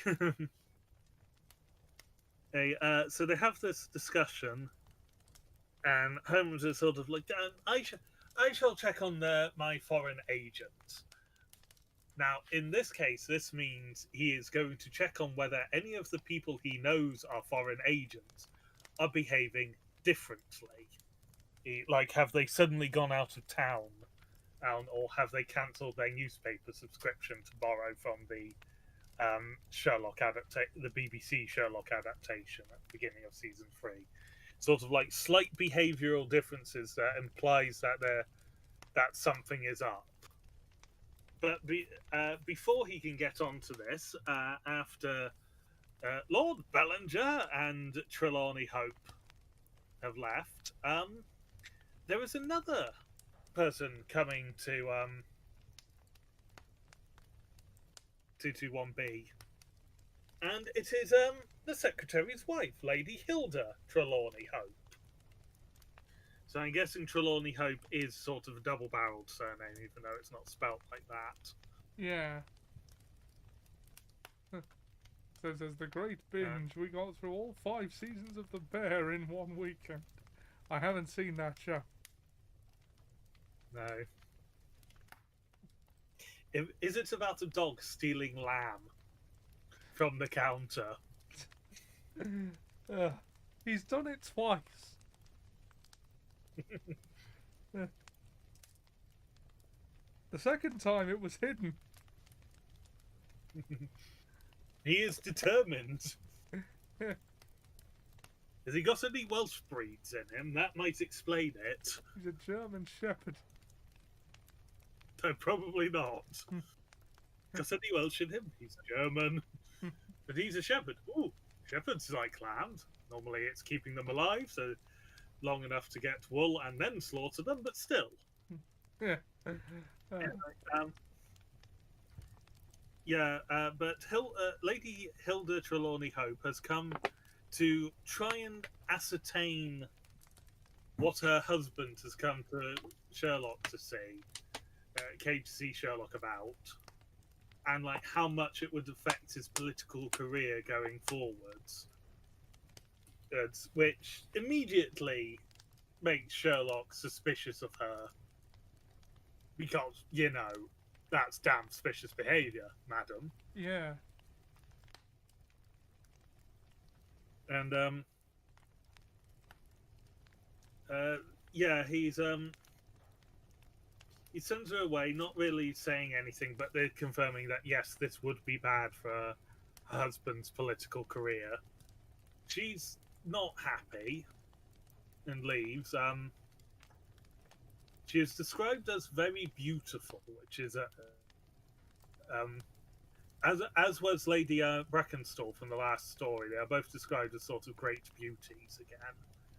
And but Sherlock is pacing, talking about like the main foreign agents he's going to be keeping investigating now, And then when he mentions one of them, it's, Watson goes, repeats the name and then says of X Street. I can't remember which one. It's just like Holmes is like, hey, yes, how did you know that? Well, you won't be able to interrogate him. Why not? He's dead. And in a moment, Watson gets a bit of enjoyment, and I think is the entire reason why he actually would have wanted to record this story. He is, for the first time in all of the time, it is Holmes who is looking incredulously at me rather than me looking incredulously at Holmes. Yeah, he wouldn't have wanted to miss that one out. Yes. And it turns out Holmes hadn't yet got to the day's papers, and Watson was currently going through them and just came across the story of the one where this spy had been shot and killed in his home. In which, yeah.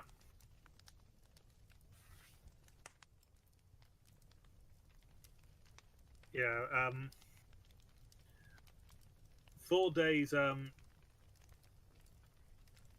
after the murder, they find that the murderer, Madame Fournier, who had married Lucas, was the name of the spy in question, Eduardo Lucas. Yeah. They had married Lucas under an assumed name, alias in Paris. I'm not sure which one was meant to have the assumed name. I'm imagining it's meant to be Lucas, but Madame Fournier is also a viable candidate for it. This part I was half awake from when I was listening to it, and I did lose track of it a little. Yeah. And I didn't have a chance to re-listen to it because, well, I had plenty of long coach journeys this week. I either didn't have reception or didn't have enough power to risk putting on an audiobook as I needed to use the map afterwards, and this was with it charging on the fucking coaches. Yeah.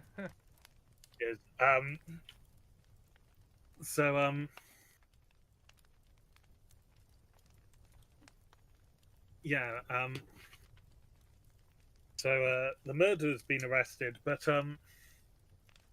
at this point, Lestrade has actually finally called Sherlock to get involved on this murder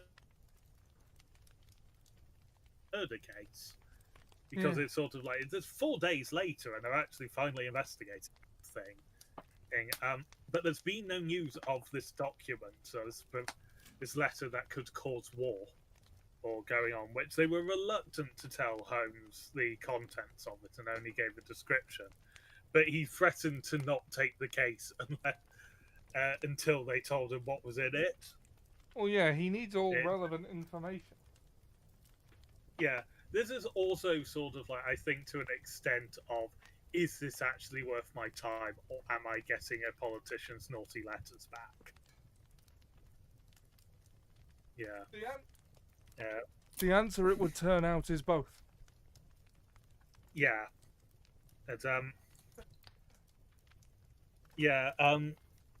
Lestrada's called him because well, sort of. the carpet. Yeah, we will get to that, but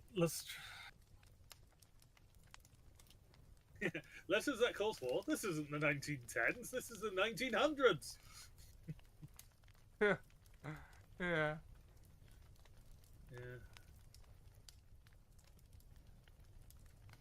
2 years ago was 1903. Yeah. But they get in, and the part of the mystery is the carpet that Lucas was murdered on, Eduardo Lucas, the stain on it, where the carpet is, doesn't match up with where the stain is underneath the carpet. It's at the wrong end entirely. And it's just all like, this is a sufficient enough part of a mystery as to how this happened, because the crime scene hasn't been disturbed. I just remembered, you cannot see me, I have inverted commas going with my fingers when I said the crime scene hasn't been disturbed. Ah, I see. Holmes works out immediately that someone has been in who shouldn't have been, and he goes to Lestrade. It's just like, is the officer who's on the door now the one who's basically been on it the whole time? It's like, yes. Right, just tell him this sort of thing and go out. Tell him you know what he's done and that his best chance of not getting into trouble is to tell you everything, every detail, and then it's to come clean about everything. He is specific in saying to take for granted that the thing happened. Don't leave it up to, did you do this thing? Assume he did. No, say I know you did this thing. And while Lestrade is talking with the officer in another room, Holmes quickly throws aside the carpet and is scrabbling on the floor, or for the planks underneath, and finds one that is loose that he lifts up and shoves his hand underneath, thinking, "Ha! Triumph! I have found it." Only to find it empty, and he is annoyed by this. Because, God damn it, someone beat him to it.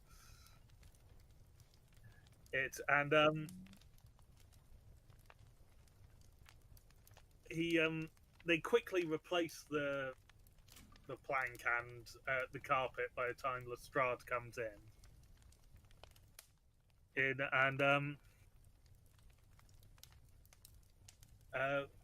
turns out Lestrade comes in and brings in the person he was just chewing out. Yeah. And the constable is very apologetic, but he essentially got quote unquote hoodwinked by a gloater, to borrow from season 2 of Blackadder. How do we know you're not a gloater? People love to come in here, have a good gloat. Because a woman to gloat came over by. a condemned man. Yeah. A woman came by basically wanting to see the crime scene in sort of like a macabre, morbid way, sort of thing.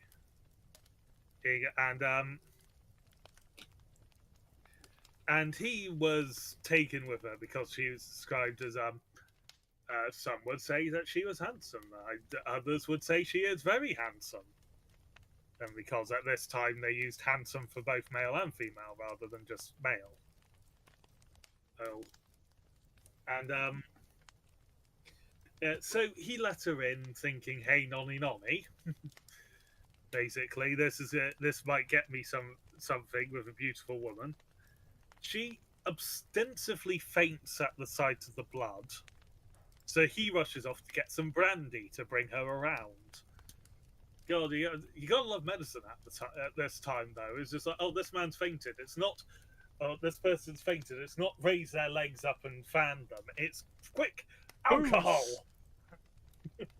booze, drugs, smelling salts, aka drugs.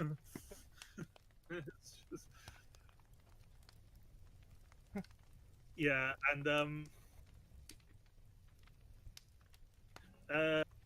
and she's apparently come round by the time he gets back with brandy, and she leaves. Though she does still have a bit of the brandy, and she leaves, and just sort of says, "Wake up! I've got brandy. If you don't wake up right now, I'll drink it all." Yeah.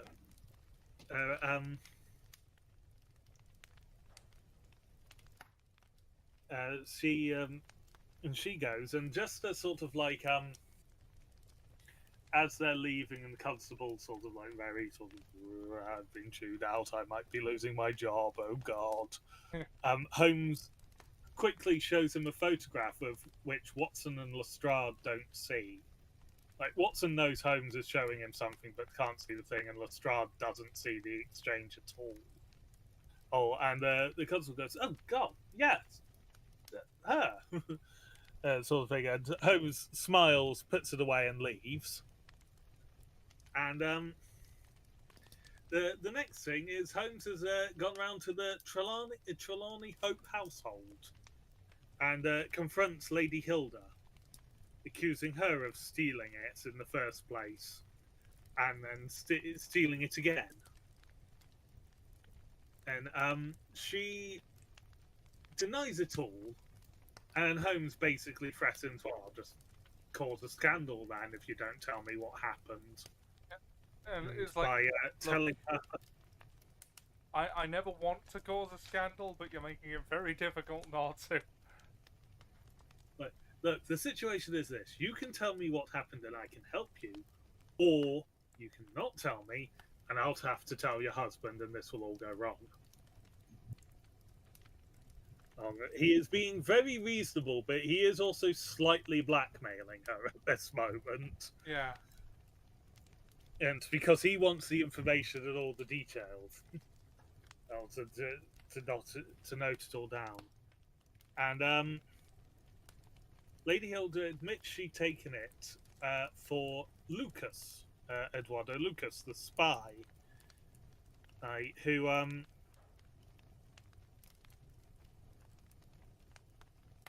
because he'd been made aware of it due to an unnamed and unknown spy.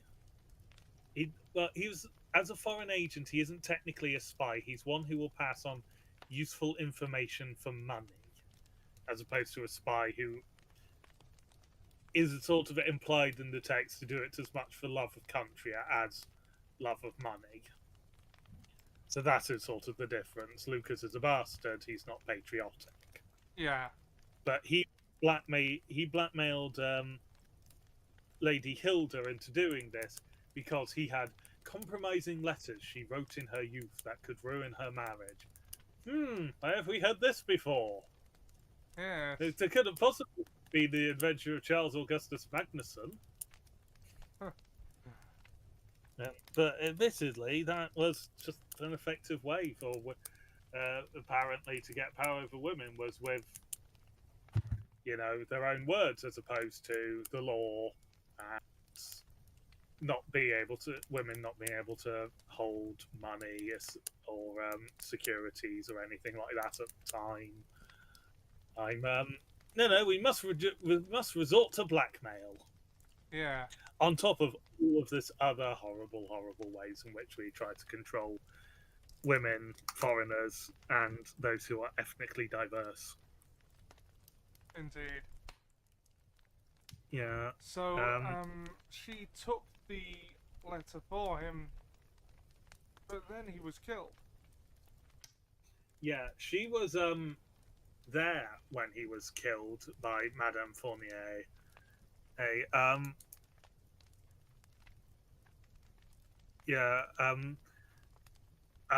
Madame Fournier thought it was Lucas was having an affair. She wasn't another of these agents like I thought it was for a moment. She was just a disgruntled wife who thought her husband was having an affair. And in a more sensible move than a lot of these things, which would have the wife attack and try to kill the mistress, she just kills the useless husband. I think it's a more sensible move. Well, yeah, he is the one she's mad at. Yeah.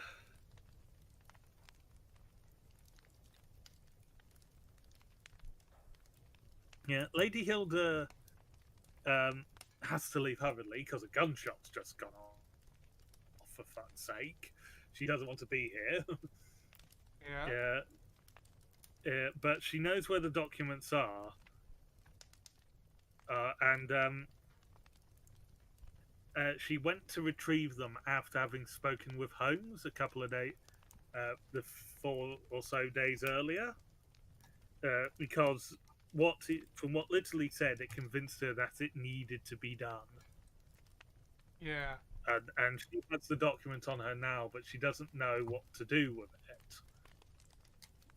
Now, that suggests a distinct lack of forward thinking at that point, because Holmes does the obvious thing at this point, in the case of trying to avoid a scandal, is he tells her to get her husband's dispatch box for upstairs, and then just like, how did you get into this? Oh, you have a duplicate key, because apparently Lucas managed to get his hands on the duplicate key and give it to her.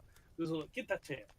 And Holmes hides the letter in amongst the files that are already in there. and then they set the dispatch box back upstairs. And it was just sort of like, that's a distinct lack of simple thinking by Lady Hilda there. That she could have done that herself before Sherlock arrived. Because she's had the documents 3-4 days at this point. I guess she would have thought that he would have known they were missing, and if they suddenly turned up again, he might suspect her. But why would he suspect her? Even from like her thinking, she wasn't present when they were put in the box. She doesn't have access to the box, and she just, as far as he's aware, she doesn't know that she knows about the letter. It's the guilty conscience, but there's still sort of like the fact that she didn't try it. Distinct lack of thinking. Especially as it would just play in the same way that it does of when Sir Trelawney, or the Right Honourable Trelawney Hope, the Foreign Secretary, comes back. Before that, she was relatively gruntled. Yeah. Well, no, gruntled does actually mean content. Yeah. Because disgruntled is you are uncontent. The gruntled is the opposite. It's So disgruntled is the orphan negative. There's a negative word that's lost its positive one in everyday use of language. Yeah, we don't really say gruntled anymore, but I'm given to understand it was at one point a word that was used. Yeah, but the Prime Minister also just happens to be with Trelawney Hope when he returns, because that's just every day. Just, yes, Prime Minister, come over for dinner. Yeah. Probably, I think they will be planning sort of like, how do we deal with this letter getting out? Is the implication of the text. They're still going in basically panic mode. But by Jove, they can't do this in official buildings. We'll do it around your house over dinner. And then we'll have to redo the plans again tomorrow at your house before dinner because we've had too much brandy. Yes. But Holmes is sort of semi-interrogated to any news, and is just sort of, have you found it? Anything? It was just sort of, no, nothing from my foreign agents I've been looking at. Which leads me to believe there is only one place it could be. And he goes, where? Hey, it hasn't left the house, obviously. It's just, it hasn't left the house, but over. But how could that be? It's just like, get your dispatch box. And it's just sort of like, and he goes through it. It's just like, there is no point to this. I've been through it. It's more before I came to you, the Prime Minister, and we came to you, and it was just like, see, and he starts listing off the various like, just sort of like titles of things he's doing, and then like after the fifth one, he's just, and then, by Jove, it's there. And he rushes out of the room to sort of celebrate a moment, leaving the letter there, but celebrate a moment by telling his wife that the trouble is over, because she knows something's up, but didn't know what it was, and she was sent out because they were talking politics.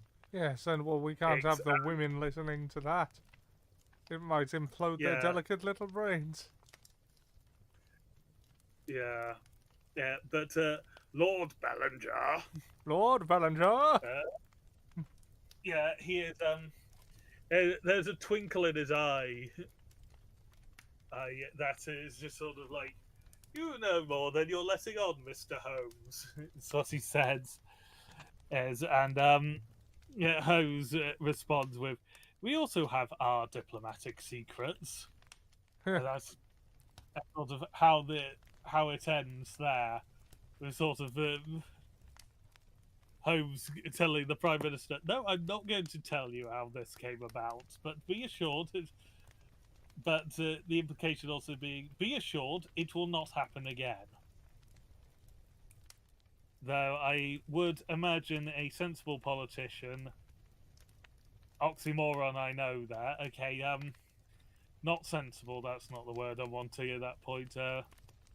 a competent politician, not incompetent and delivering on promises, but of playing the game of politics, probably figures out, would probably be able to figure out that they're avoiding a scandal that's possibly a more personal one for the Secretary of European Affairs. Is that Sherlock is trying to do as much as it is for the country. Yeah. So probably don't trust that man with these sorts of incredibly sensitive documents again, just in case. Yeah, it might not have hurt his political career, but it might have hurt his in like the short term, but it might have hurt it in the long term, of like possibly becoming prime minister himself. Yeah, I'd say so. Yeah, but that's if Lord Bellinger decides that he deserves to be penalised for it. This is around the time that Arthur Conan Doyle ran for Parliament against this form of publisher. Yeah. Lord Bellinger? Yes, Lord Bellinger. That's it. I've just been looking at the cover. It's finally clicked what it is. Actually, it's from the first story. Yeah, it's the waxwork model. But also, amusingly, because of the slats, it also looks like he's in the crosshairs. Yeah. But that wasn't quite so much a thing at that time. Because scopes weren't necessarily common at the time, and iron sights were used a lot more. Yeah. Also, if that is anywhere vaguely near the original cover of it, it's not going to be sort of a reference to crosshairs as it would be nowadays. But then again, if it was nowadays, yeah. And then again, if it was sort of like a more modern one, they would probably have Sherlock in the middle of the more prominently noted brass. Yeah. Thicker. But anyway, sorry, that was an aside. I'd related to Sherlock Holmes, but just on cover art. I didn't love this last story, to be honest. It was fine, but like I feel like the murder, like the juicy part of the mystery, was sort of glossed over, and the whole issue of the thing was kind of a non-issue. Yeah. Well, the actual murder was solved before Sherlock was called in to investigate the actual murder. Which is, but because they'd already arrested Madame Fournier. Yeah. But before Lestrade invited Sherlock over to the house, it's just because Lady Hilda Hope put the carpet on the back the wrong way round that Sherlock was even called to the house. But that is also what allowed him to then solve the whole case.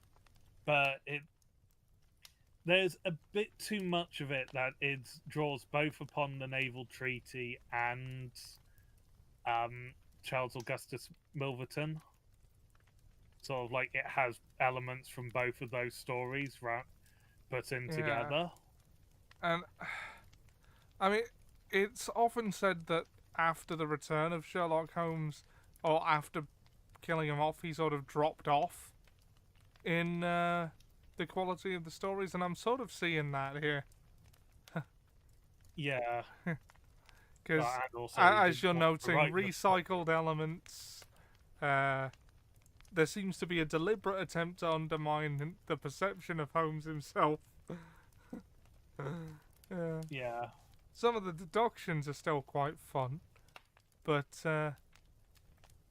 yeah, and there's the occasional element like the dancing men, like how deciphering those happened, and not having the obvious "oh damn, he used a pen, we're not going to be able to see the impression he left," instead of if he'd used a pencil, it's just like but we can use this blotting paper, which I think it wasn't necessarily common even in sort of contemporary writings to utilize the blotting paper to work out part of a text.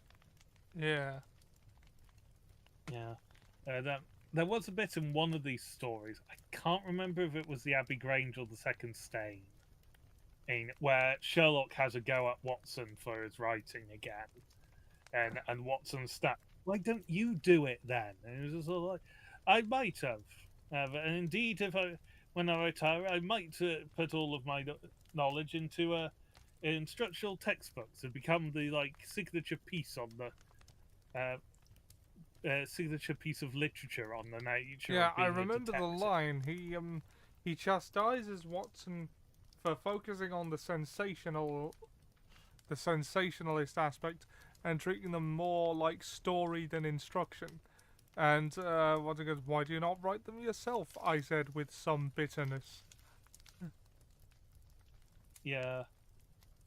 But to be fair, by this point, this is how Watson pays his half of the rent, and probably has been for a fair amount of time. Like how he also afforded his practice and kept a house.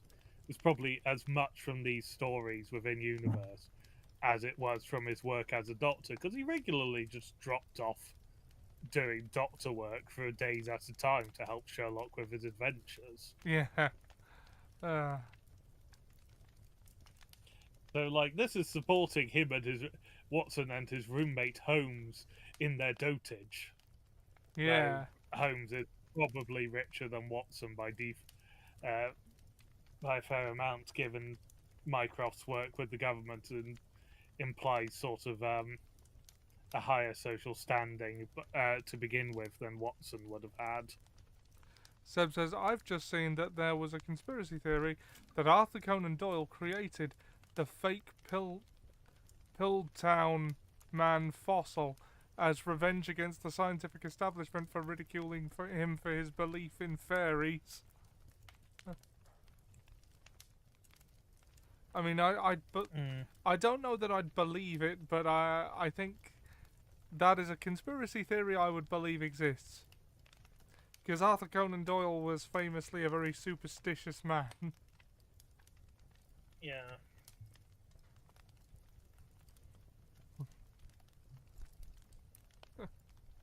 Yeah. But yeah, that's the return of Sherlock Holmes, which we've finally come to the end of. Yeah, just from a quick thing on the Piltdown Man, apparently the person believed to have actually hosted it was amateur archaeologist Charles Dawson. And is the person who officially gets the blame for it. Yeah.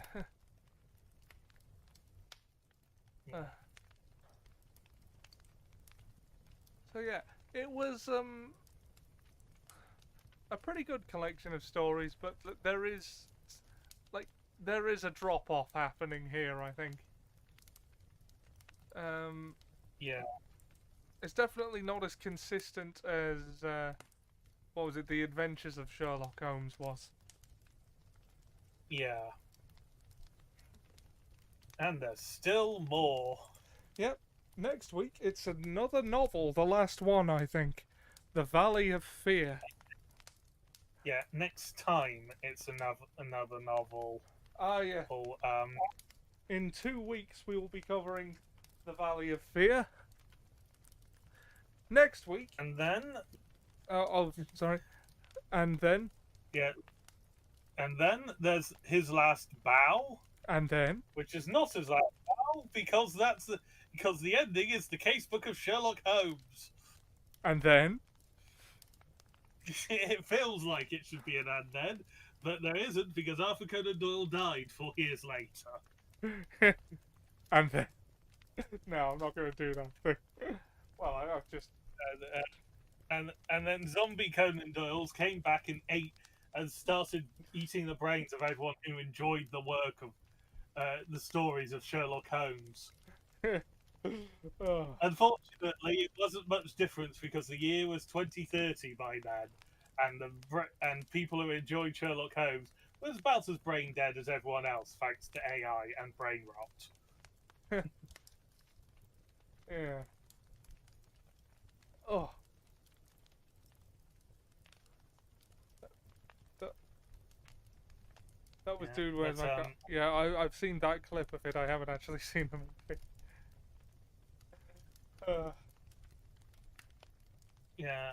Arthur Conan Doyle would have But fell for AI images. He would have. Like he yeah, actually I'm gonna reiterate this even though we've said it before. He ended his friendship with Harry Houdini because he did not believe that all of his magic was just illusions, no matter how many times Harry Houdini told him that was the case. yeah, Have you seen this? There's a rabbit on the moon. yeah. But yeah. Uh, Join us next week where we will be doing book 3 of the Animorph series, Animorphs: The The Encounter. Encounter by K.A. Applegate. That's I believe. I probably remember that one most strongly from reading it at school, and also again in my current read through. It's a unique one. I'm looking forward to talking about it. Yeah, it's if I remember correctly from a look at the cover, it is from Tobias's perspective, It is indeed. in which the cover is slightly misleading because it shows him morphing, but he's trapped as a bird by this point. Yes, he So is he is permanent literally bird. not doing that. So he's literally not being an animorph, he is being an animal. Yes. K.A. Applegate created the Patterson tape of Bigfoot because people made fun of her beliefs that humans morph from apes through the process of evolution. Now, I don't actually know anything about K.A. Applegate as a person. Yeah. Though, Other than 24 of the to 26 of these books remarkably quickly before they needed to get in ghostwriters to just keep up with the demand. yeah, Scholastic wanted a book a month. That's insane. Yeah, even at 70 odd pages of A4, that is insane Yeah, amount of work to be pumped out. yeah. Anyway, next week, Animorphs: The Encounter. Week after that, The Valley of Fear. And if you miss us between now and then, we'll be back tomorrow for Ghost of Yote for Assassin Sunday. Although that's The Adventures of Lady Baskethead, the second Laundry Ronin. second after Lord Baskethead, Jin Sakai. Yes. And after that, Friend of Animorphs: the The Reckoning. I don't know that there isn't an Animorphs book called The Reckoning. I haven't got to it, but that is the title convention, and there may well be one. If we hang on a second, I am going to actually look that up.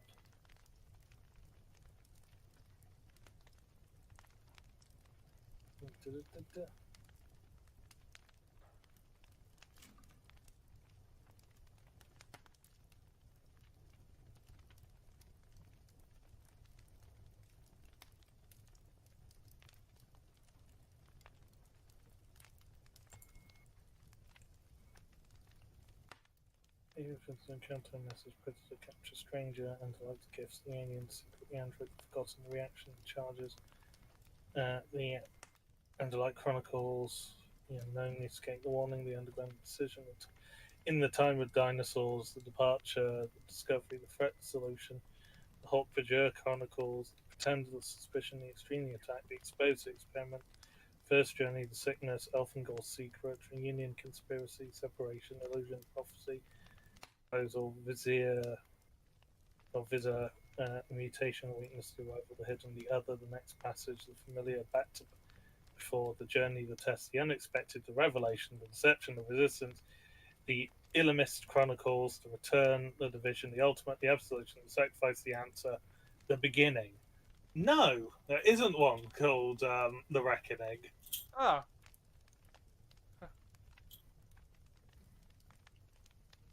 Yeah. Animorphs, the morphin. Well, it is frequently morphin tie in those books. Yeah. I don't think they ever say that, though. No, I think they might have been worried about getting sued by Power Rangers for that. Yeah. Because Mighty Morphin Power Rangers started in '93. Yes. And they used its morphing time from Mighty Morphin at least into Turbo. Right.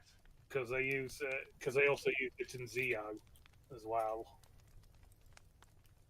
Yeah, no, I've had random Power Ranger facts going on for a bit, appearing on my things.